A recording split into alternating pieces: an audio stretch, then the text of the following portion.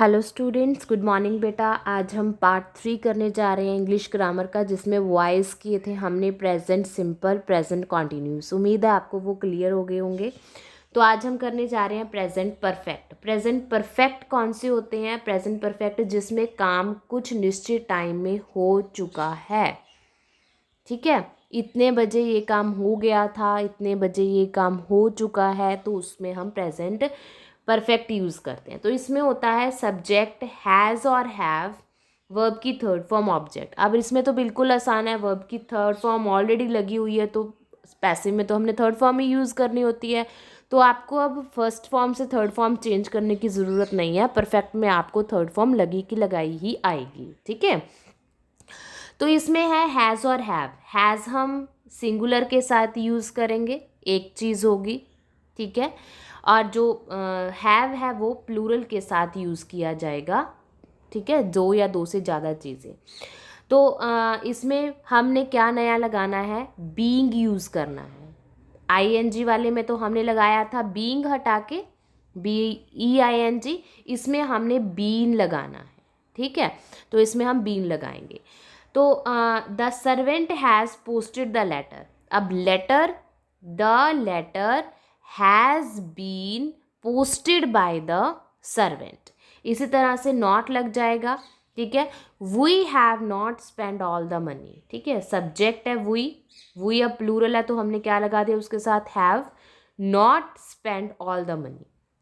अब हम उठाएंगे ऑल द मनी, ऑब्जेक्ट है all the money have not been spend by us. We का क्या बन गया? अस बन गया।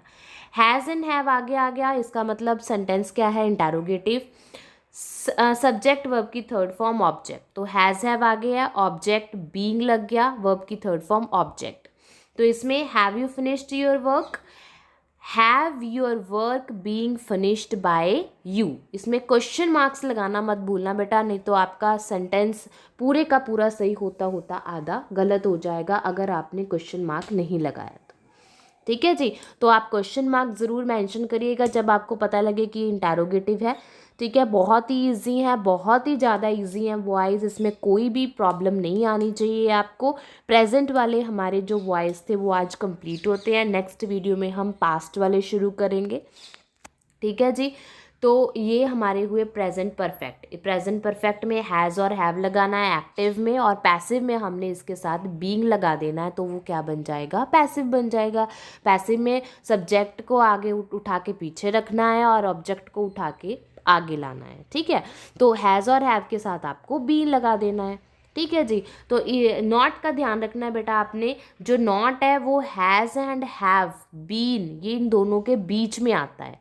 इसी तरह से क्वेश्चन में भी हैज़ और हैव सब्जेक्ट के ऑब्जेक्ट के बाद में आएगा बीन, साथ में नहीं आएगा। ठीक है, हैव योर वर्क बीन। ठीक है, इसी तरह से यहाँ पे all the money have not been. ठीक है, all the money have not been. तो इन बातों का आपने ध्यान रखना है, बार बार प्रैक्टिस करके देखोगे तो बहुत ही ज़्यादा इजी है, बहुत ही ज़्यादा इजी है। जितने प्रैक्टिस करोगे बेटा उतने ही आपको ये टेंसेज और वॉइस हैं जो वो क्लियर होंगे। ठीक है जी, उम्मीद है आपको ये समझ में आ गए होंगे। फिर भी कहीं से कोई प्रॉब्लम लगती है तो आप मेरे को कमेंट बॉक्स में कमेंट करके पूछ सकते हैं। ओके ओके बेटा, हैव अ नाइस डे।